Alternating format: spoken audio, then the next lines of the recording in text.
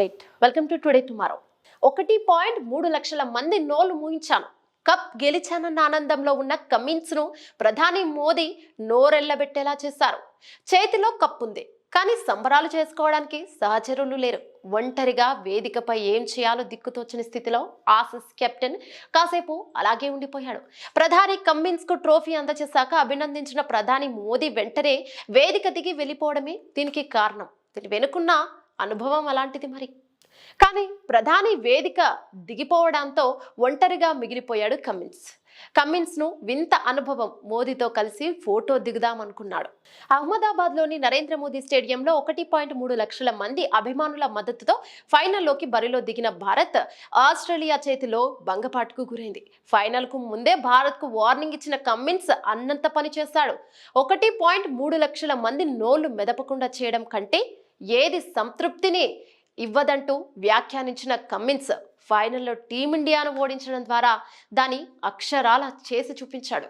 అయితే భారత అభిమానుల నోళ్లు మూయించిన కమ్మిన్స్ కు మన ప్రధాని మోదీ నుంచి ఊహించని షాక్ ఎదురైంది. కోట్లాది మంది అభిమానుల నోళ్లు మూయించిన కమ్మిన్స్ నోరెళ్లబెట్టేలా మోదీ చేయగలిగారు.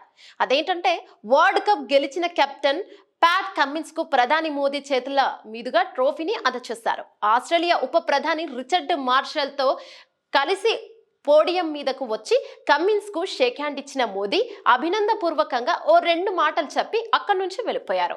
తనతో పాటు రిచర్డ్ ను కూడా తీసుకెళ్లారు. మోదీతో కలిసి ఫోటోలకు ఫోజులు ఇద్దామనుకున్నాడేమో కమ్మిన్స్. భారత ప్రధాని వైపు తిరిగే లోపే ఆయన అక్కడి నుంచి వెనుతిరిగాడు. దీంతో ఇప్పుడు ఈ వేదిక మీద నేనొక్కడినే ఏం చేయాలి అన్నట్టుగా చేతుల్లో ట్రోఫీతో కమ్మిన్స్ రియాక్షన్ ఇచ్చాడు. అనంతరం ప్రధాని మోదీ స్టేజ్ కింద ఉన్న ఆస్ట్రేలియా ఆటగాళ్లతో కరచాలనం చేశారు. దీంతో వారంతా తన దగ్గరకు వచ్చేంత వరకు ఆసీస్ కెప్టెన్ ఒక్కడే స్టేజ్ మీద ఉండిపోయాడు. కాసేపటికి వాళ్ళంతా వచ్చాక సంబరాలు చేసుకున్నారు. ఇలా జరగడానికి సమన్వయ లోపం కారణం.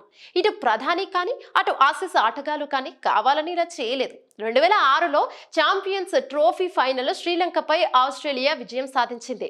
నాటి బీసీసీఐ అధ్యక్షుడు శరద్ పవార్ చేతుల మీదుగా ట్రోఫీని అందజేశారు. ట్రోఫీ ఇచ్చాక పవార్ కాసేపు పోడియం మీదే ఉండగా సంబరాలు చేసుకోవాలనే ఉద్దేశంతో కెప్టెన్ రిక్కీ పాంటింగ్ అత్యుత్సాహంతో పవార్ ను వేదికపై నుంచి వెళ్లాలి అన్నట్టుగా నెట్టేశాడు.